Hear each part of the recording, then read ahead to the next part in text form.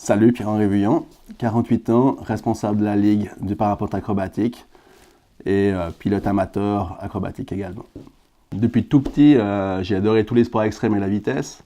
À l'âge de 20 ans, j'ai fait du kilomètre lancé pendant 3 ans en Coupe du Monde, avec une vitesse à plus de 218 km/h à skier. Et après, à partir de 28 ans, je me suis remis au skeleton, où là, j'ai intégré le cadre national, et puis j'ai fait des Coupes d'Europe, Coupes du Monde, jusqu'aux préparations des Jeux Olympiques de Vancouver. Après, j'ai découvert le parapente. Un jour à Villeneuve, j'ai été volé en famille, et vraiment, j'ai découvert une passion incroyable, avec un vrai feeling là-dessus. En 2013, j'ai passé le brevet, et ensuite j'étais à Villeneuve pour voler régulièrement avec des potes qui faisaient tous partie de la ligue aussi.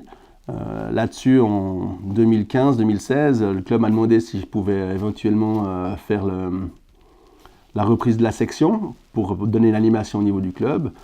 Ce qui a été fait, j'ai fait 2-3 manifestations, les gens ont bien apprécié.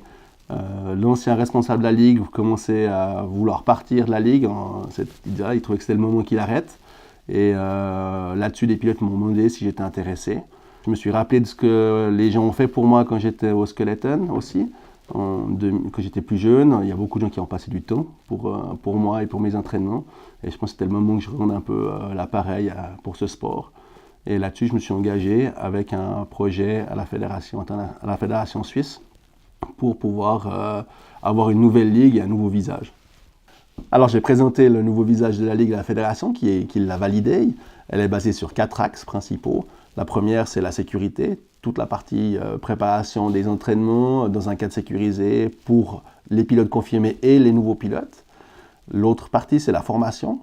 Ce qui est important, c'est d'avoir une formation continue, puisque les gens qui sortent des examens de leur brevet, ils veulent ou ils vont commencer à faire de l'acrobatie, mais en fait, on voulait pouvoir les encadrer pour qu'ils puissent avoir un accès plus rapide au niveau des figures acrobatiques et surtout à avoir des conseils de personnes vraiment compétentes.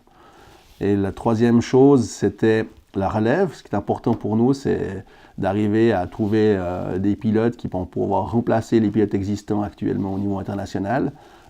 Au niveau suisse, on a une forte équipe actuellement au niveau international et pour nous c'est un challenge important de retrouver toute une équipe. Donc on a préparé et on a une formation pour 4 pilotes pendant les 4 prochaines années.